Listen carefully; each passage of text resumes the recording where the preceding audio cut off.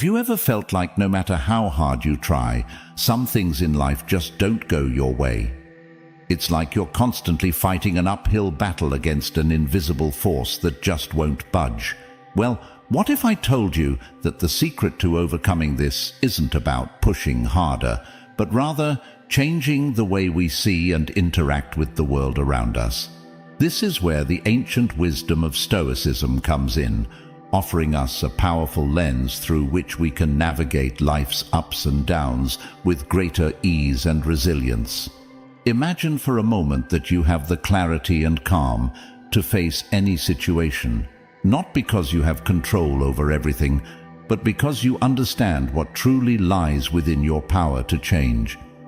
Stoicism isn't just an abstract philosophy. It's a practical toolkit for living a fulfilling and meaningful life, no matter what comes your way.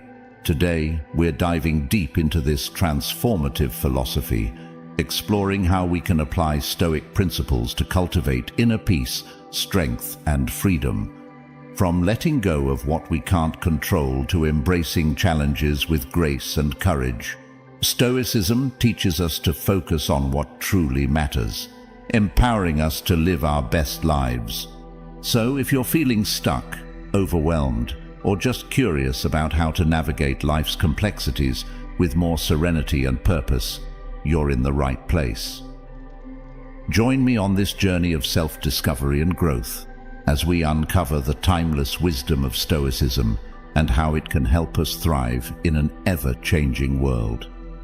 And if you're eager to unlock these life-changing insights and join our community of thinkers and doers, make sure to hit that subscribe button and watch every part of this video. You won't want to miss a single moment of the wisdom we're about to share. Number 1. Dichotomy of control. At its core, the dichotomy of control is about distinguishing between what we can change and what we must accept. This idea isn't just a Stoic principle. It echoes across various wisdom traditions and psychological theories, emphasizing the power of discernment in our lives. The Stoics, particularly Epictetus, highlighted this concept most famously. He pointed out that our frustrations often arise not from the events themselves, but from our perceptions and reactions to these events. Imagine you're stuck in traffic. You can't control the traffic, no matter how frustrated you get. But what you can control is your response to being stuck. You can choose to listen to music, an audiobook, or use the time to reflect. This shift in focus is liberating, moving you from a state of frustration to one of calm and possibly even enjoyment. Marcus Aurelius, another Stoic philosopher and a Roman emperor, also emphasized this principle in his meditations. He advised that we should meet each event with the question, is this something that is or is not in my control? By doing this, we can focus our efforts where they count and find peace in letting go of what we cannot influence. But it's not just the Stoics who recognized this truth. Aristotle, an ancient Greek philosopher, spoke about the golden mean, finding balance in our virtues. This balance is about understanding the limits of our control and acting within them. For Aristotle, the virtue of courage, for example, lies between the extremes of rashness and cowardice, guiding us to act with bravery but also with wisdom, to know when action is futile. From a psychological perspective, Carl Jung, a Swiss psychiatrist, also touched upon this concept, though in different terms. He spoke about individuation, becoming who we truly are. Part of this process is acknowledging what is within our power to change and accepting what is not. In his words, we cannot change anything unless we accept it. This acceptance is not about resignation, but about recognizing reality so we can focus our energy more productively. Plato, another ancient philosopher, taught that understanding the world requires distinguishing between what is changeable and what is eternal and unchangeable. In his allegory of the cave, He suggests that most of us are like prisoners, focusing on shadows on a wall, things we cannot change, rather than turning around to see the source of the light, things we can change. So, when we talk about the dichotomy of control, we're tapping into a rich vein of wisdom that runs through Stoicism, Western philosophy, and modern psychology. It's about understanding that while we can't control external events, we can control our responses. And this control starts with perception. If we perceive every challenge as an opportunity to practice patience, creativity, or resilience, we transform our experience of the world. By internalizing this principle, we empower ourselves to respond to life's uncertainties with grace and composure. We learn to conserve our energy for the battles we can win and cultivate serenity for those we cannot. It's a transformative approach that can lead to profound peace and effectiveness in our lives, echoing the Stoic promise of living in harmony with the flow of life. Number 2. Stop clinging to objects, people, and power. The idea invites us to reflect on our attachments and question how they influence our peace of mind and happiness. When we look closely, we realize that much of our emotional turmoil stems from holding on too tightly to things that are inherently unstable and fleeting. Consider the teachings of Epictetus, a Stoic philosopher, who emphasized that our distress comes not from the things themselves, but from our attachments to them. He famously said that we are disturbed not by events, but by our views about them. This perspective is liberating because it suggests that we can choose a different view, one that doesn't hinge on external validation or possessions. Marcus Aurelius reminded himself to be indifferent to what makes no difference. This is a powerful call to focus our energies and care on what truly matters, our character, our virtues, and how we relate to others, rather than external status or possessions. Seneca also wrote extensively about the transient nature of life and the folly of placing our happiness in the hands of fortune. By clinging to objects, people, or power, we become slaves to variables outside our control, setting ourselves up for inevitable disappointment and suffering. Transitioning to a broader philosophical context, let's consider Aristotle, who spoke about achieving eudaimonia, often translated as flourishing or well-being.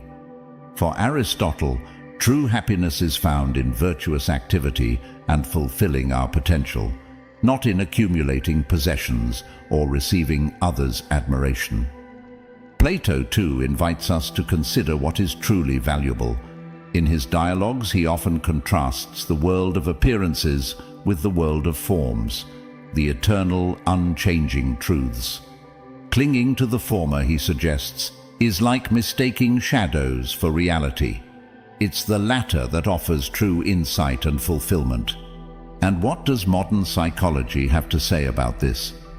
Carl Jung, delving deep into the human psyche, observed that our shadows, those parts of ourselves we deny or repress, often manifest in our external attachments. By recognizing and integrating these aspects of ourselves, we can find greater wholeness and reduce our dependence on external validation. So, what does this all mean for us today? It means appreciating and enjoying the world around us without becoming dependent on it for our self-worth or identity. It means loving people, engaging with our work, and savoring our experiences, all while knowing that everything is transient. And it's in this transience that we find a paradoxical freedom, the freedom to fully engage with life while also releasing our grip on it. By internalizing this lesson from Stoicism, we cultivate a robust inner life that is not easily shaken by external changes. We learn to live with open hands, enjoying the world's gifts without fear of loss, because we understand that true peace and happiness come from within, from our ability to align with our deepest values and to respond to the world with wisdom, and grace. Number 3. Stop clinging to the opinions of others. We live in a world that often seems overly concerned with perception and approval. From social media, likes to peer approval at work or in our communities, it's all too easy to get swept up in a current of external validation. But Stoicism hands us a lifeline back to solid ground, emphasizing a core truth. Genuine peace and self-respect come from within, not from the ever-changing views of others. Epictetus, with his straightforward and practical wisdom, reminds us that we suffer not because of events in our lives, but because of our judgments about them. When we hinge our self-esteem on others' opinions, we subject our inner life to a roller coaster ride dictated by external judgments, most of which we can't predict or control. Instead, Epictetus advises focusing on our own actions and responses, which are within our sphere of control. Marcus Aurelius, who faced his fair share of public scrutiny as an emperor, similarly counseled himself to remain indifferent to the good and bad opinions of others. He understood that letting public opinion dictate one's self-worth is a sure path to distress. For Aurelius, tranquility was found in adhering to one's own reasoned judgments and living a life aligned with virtue, regardless of external acclaim or criticism. Seneca too speaks to this point, suggesting that true freedom comes from being independent of the crowd's whims and judgments. He highlights the importance of self-assessment and integrity over the fickle and often misguided judgments of others. Shifting to a broader philosophical perspective, Aristotle taught that virtue and ethical living are the foundations of a good life. While he acknowledged the social nature of humans and the value of external goods, he stressed that the highest good, eudaimonia or flourishing, is largely dependent on living in accordance with reason and virtue, not on the opinions or validations of others. Plato encourages us to seek truth and goodness beyond the surface appearances and societal approval. His work suggests that understanding and living by higher principles is more rewarding and stable than chasing the fleeting shadows of public opinion. In the realm of modern psychology, Carl Jung emphasized the importance of individuation, becoming who we truly are, separate from the collective opinions and norms. He posited that our journey toward wholeness requires acknowledging and integrating various parts of ourselves, many of which might not align with public opinion or expectations, but are essential for our authentic self-expression and fulfillment. So, how do we apply this wisdom in our daily lives? By grounding ourselves in our own values and principles, we can appreciate others' perspectives without being dependent on them for our self-esteem. We learn to consult our own internal compass rather than the ever-shifting winds of public opinion. We start to recognize that while feedback can be valuable, our self-worth must be anchored in something deeper and more stable, our own sense of integrity and purpose. Number 4. Stop clinging to outcomes and ideas.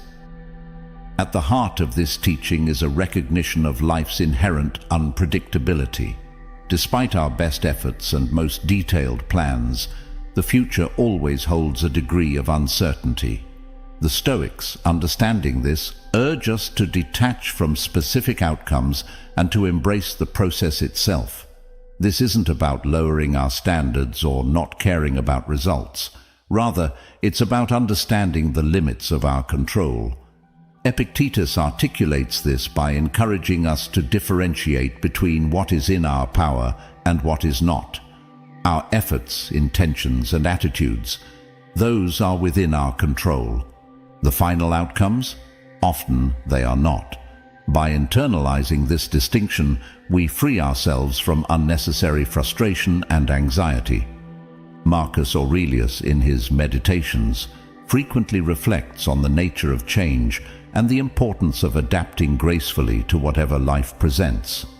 He reminds us that the universe is change, and our attempts to resist this natural order only lead to suffering. Instead, he advocates for a flexible approach where we do our part diligently but remain open to the twists and turns of fate. Seneca expands on this idea by pointing out that our distress comes not from events themselves, but from our rigid expectations of how things should be. He suggests that a wise person understands the role of fortune in human affairs, and while striving for the best, is prepared for various outcomes. Shifting to a broader philosophical perspective, Aristotle also touches on the concept of potentiality and actuality, reminding us that while we can strive for excellence, arete, in our actions, the fruition of these actions is influenced by factors beyond our control. Thus, focusing solely on results can lead to disappointment because it overlooks the importance of virtuous action for its own sake. Plato encourages us to pursue the good, the true, and the beautiful in our lives, understanding that the world of forms, the ideal, is often beyond our grasp in the material world. This pursuit is about the journey towards higher understanding and virtue, not about securing a particular outcome. From a modern psychological perspective, Carl Jung speaks to the importance of individuation, embracing our unique path, and becoming who we truly are. This process is inherently uncertain and cannot be tethered to specific outcomes or societal expectations. It's about the journey of self-discovery and growth, which unfolds in unpredictable ways. So how can we apply this Stoic wisdom in our daily lives? By focusing on our actions and intentions and letting go of our attachment to specific results. This approach doesn't mean we don't care about the outcome. Rather, it means we understand that the true value lies in our engagement with the present, in our efforts and growth along the way. When we stop clinging to outcomes and ideas, we become more adaptable, resilient, and open to the myriad possibilities life offers. We can find joy and satisfaction in the process, in the unfolding of our efforts, and in the growth we experience along the way. This perspective enables us to face life's uncertainties with courage and equanimity, embracing each moment as it comes, guided by our inner compass rather than external pressures or expectations.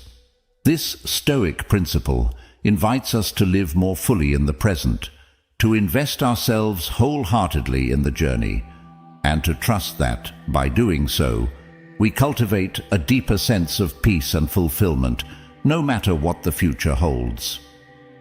As we wrap up our journey today, remember that the wisdom of Stoicism isn't just about enduring life's storms, it's about learning to dance in the rain, embracing each moment with courage and grace. Your journey through life is unique, filled with its own challenges and triumphs, and by applying these timeless Stoic principles, you're equipping yourself with a compass that guides you to inner peace and resilience, no matter where you go.